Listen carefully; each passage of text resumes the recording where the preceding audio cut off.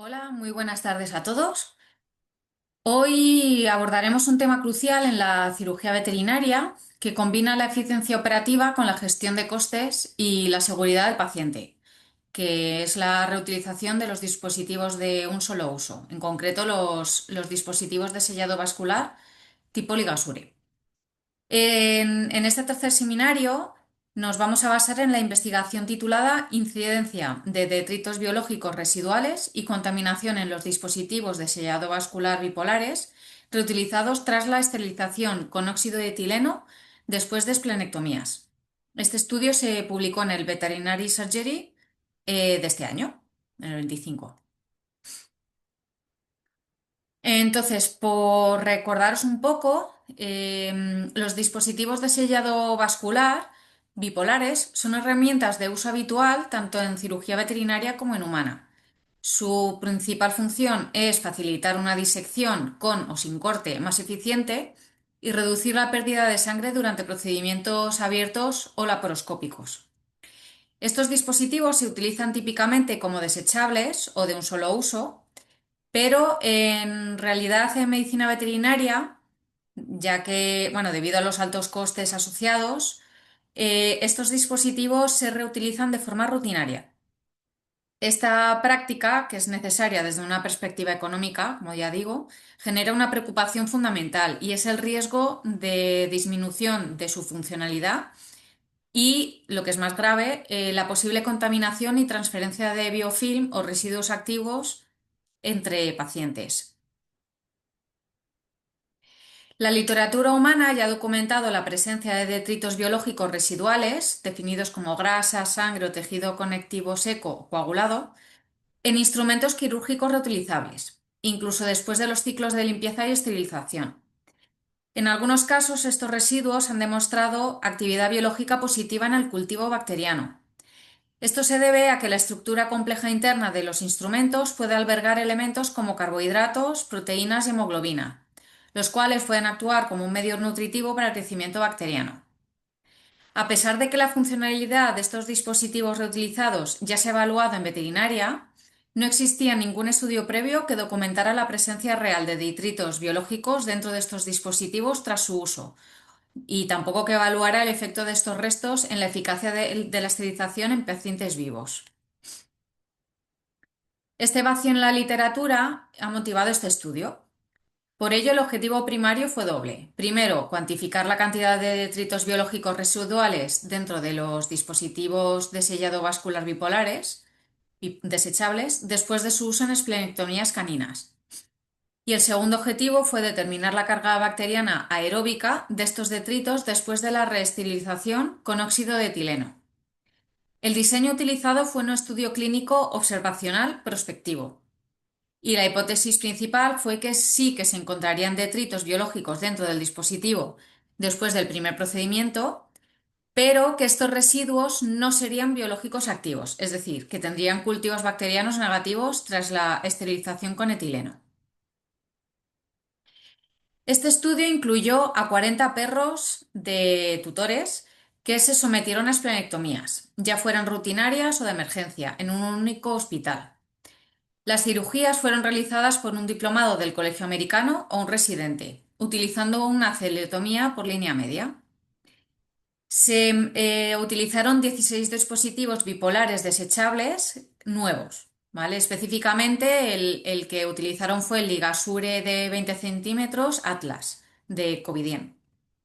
Estos 16 dispositivos se asignaron aleatoriamente en 4 grupos para someterse a 1, 2, 3 o 4 ciclos de esplenectomías, limpieza y esterilización antes de ser finalmente desmontados y analizados. Durante los procedimientos se recolectaron datos como el número de activaciones de energía, el peso del bazo, puntuación de grasa periesplénica, etc. Y después de cada esplenectomía, los dispositivos se sometieron a una limpieza manual.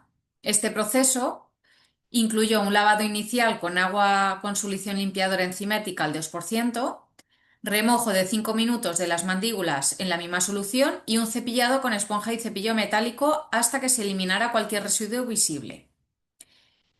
Después se secó al aire y se procedió a la esterilización con óxido de etileno.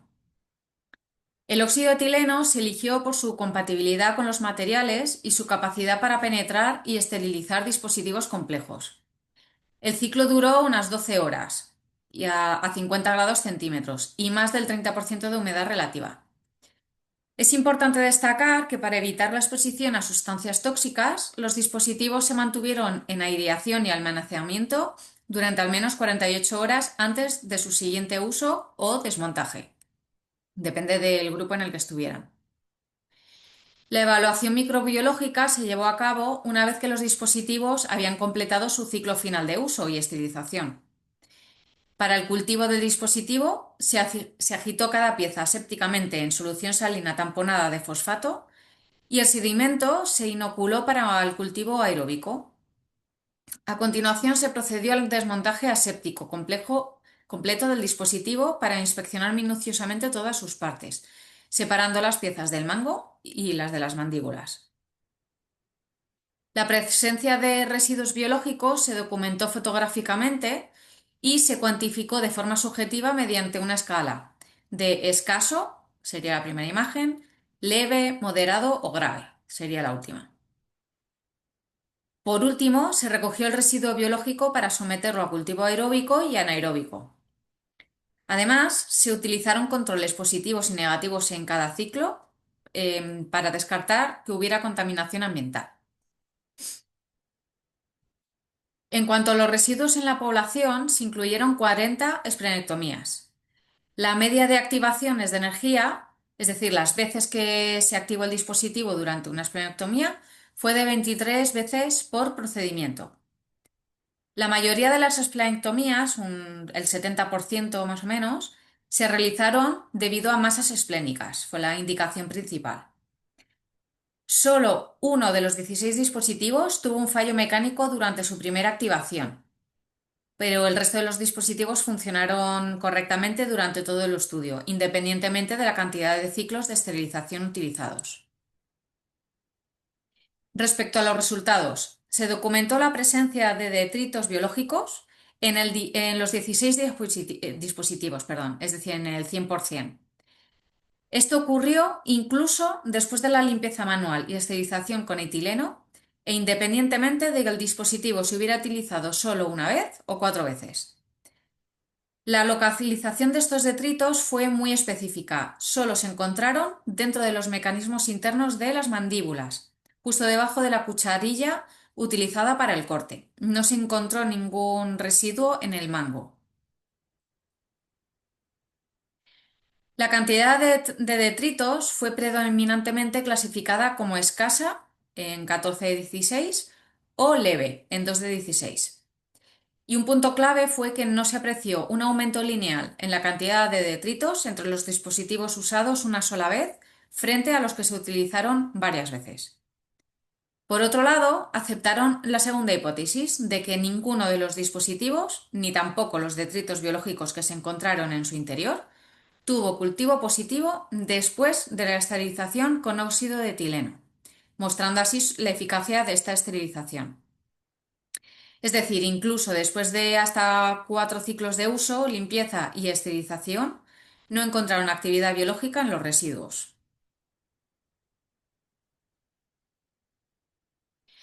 Estos resultados confirmaron la primera hipótesis también. Los detritos estaban presentes en los dispositivos.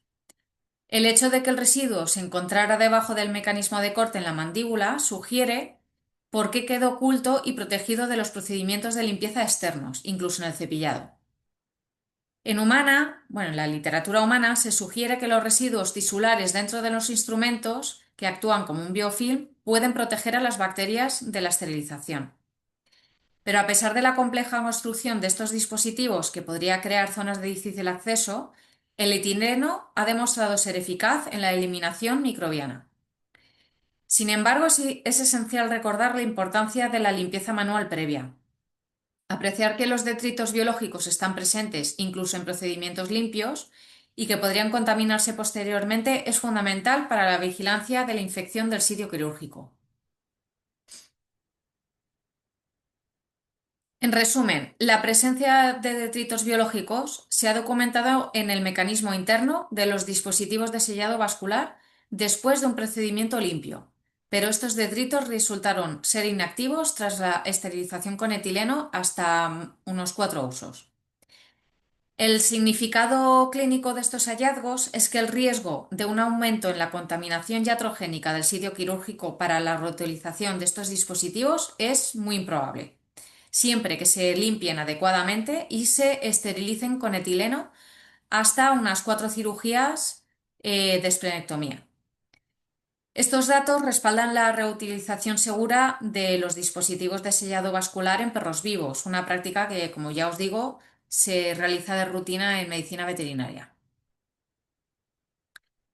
Pero, como todo estudio, presenta una serie de limitaciones importantes que hay que considerar. El primero es que el estudio se ha limitado a solo 4 aplicaciones, ¿vale? O sea, 4 esplenectomías. Es posible que el límite se haya subestimado y el efecto del aumento de estos detritos podría ser distinto si se hubieran utilizado más veces, quizás hasta el fallo mecánico.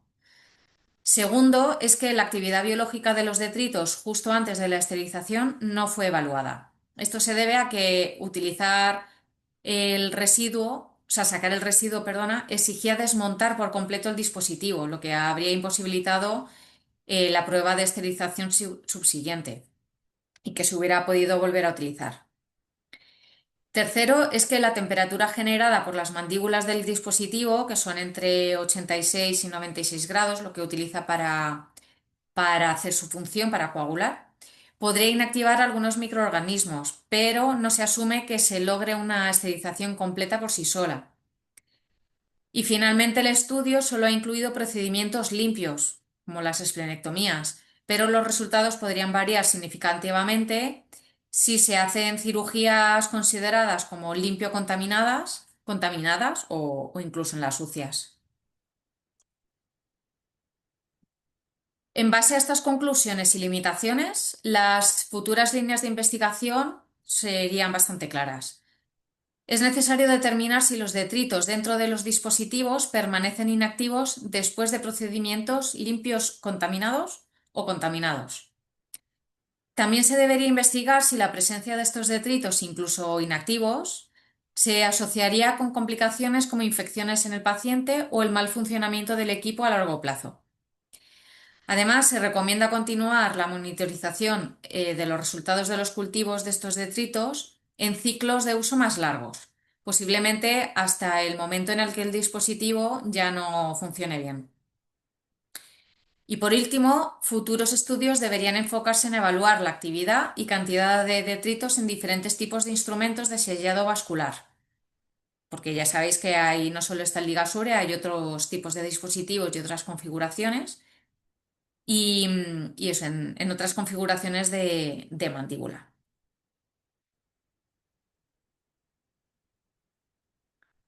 Pues nada, muchas gracias por la atención y no sé si tenéis alguna pregunta sobre este tema o incluso, bueno, me imagino que sí que alguien tendrá dispositivos de sellado vascular, quizá no todos, pero eh, bueno, ya os digo, yo lo uso mucho para las esplenectomías.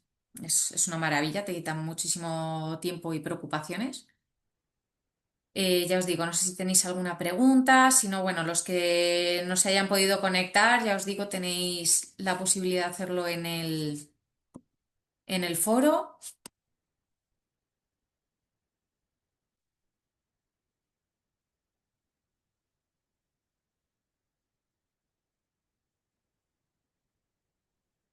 No, no veo que haya ninguna pregunta. Bueno, pues ya os digo, cualquier cosa tenéis el foro disponible, que bueno, os vuelvo a animar a que hagáis preguntas.